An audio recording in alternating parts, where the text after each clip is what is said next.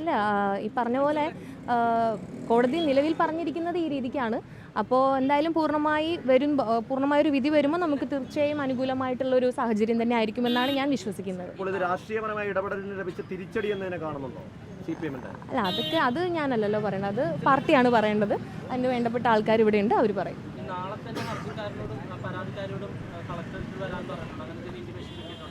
അതെ, അങ്ങനെ പറഞ്ഞിട്ടുണ്ട്.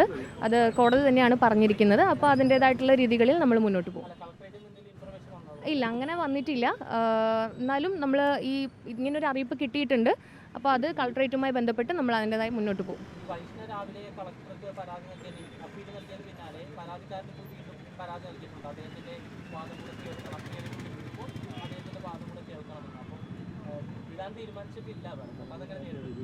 അല്ല, ഈ പറഞ്ഞ പോലെ നമുക്ക് നിലവിൽ ഇങ്ങനൊരു സാഹചര്യത്തിൽ നിൽക്കുമ്പോൾ നമുക്ക് പൂർണ്ണമായ വിശ്വാസമുണ്ട്. അതായത് നമ്മുടെ നിയമങ്ങളിലും കോടതിയിലും എല്ലാം, ബഹുമാനപ്പെട്ട കോടതിയിലും നിയമങ്ങളിലും എല്ലാം നമുക്ക് പൂർണ്ണമായ വിശ്വാസമുണ്ട്. അപ്പോൾ അതുകൊണ്ട് കൂടുതലായി ഒന്നും തന്നെ പറയാനില്ല. നമുക്ക് അനുയോജ്യമായ ഒരു വിധി തന്നെ വരും എന്നുള്ളത് തന്നെയാണ് നമ്മുടെ പ്രതീക്ഷ.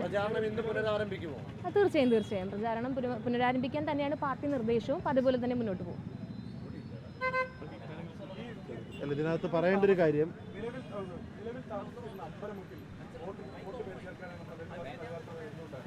അല്ല, നമ്മളവിടെ സ്ഥിരതാമസക്കാരല്ല.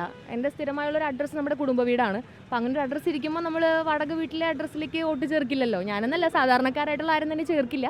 അത് തന്നെയാണ് സാഹചര്യം. അല്ല, ഇത് പറയുമ്പോൾ മറ്റൊരു കാര്യം കൂടി എടുത്ത് ഈ ഒരു സാഹചര്യത്തിൽ നിൽക്കുമ്പോൾ പറയേണ്ട ഒരു കാര്യം, എന്നെ ഈ ഒരു സാഹചര്യത്തിൽ വളരെയധികം സഹായിച്ച നമ്മുടെ അഡ്വക്കേറ്റ്സ് ഉണ്ട്.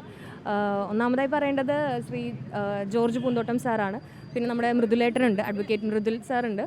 പിന്നെ നമ്മുടെ അഖിലേട്ടൻ ഇവിടെ തന്നെ ഉണ്ട്.